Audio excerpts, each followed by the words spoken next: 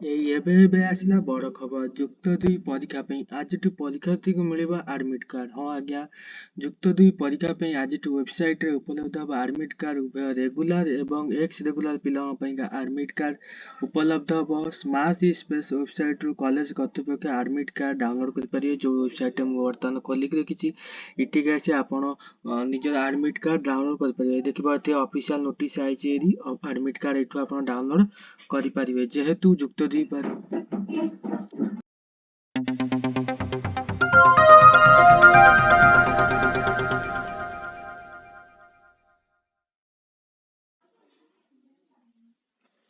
ଯେମିତି ଆପଣମାନଙ୍କୁ ଜଣାଥିବ ଯେ ମାର୍ଚ୍ଚ 1 ରୁ ସାଇନ୍ସ ପିଲାଙ୍କ ପାଇଁକା ଯୁକ୍ତ 2 ପରୀକ୍ଷା ଆରମ୍ଭ ହେଉଛି ଏବଂ ମାର୍ଚ୍ଚ 2 ରୁ ଆର୍ଟ୍ସ ପିଲାଙ୍କ ପାଇଁକା ଯୁକ୍ତ 2 ପରୀକ୍ଷା ଆରମ୍ଭ ହେଉଛି।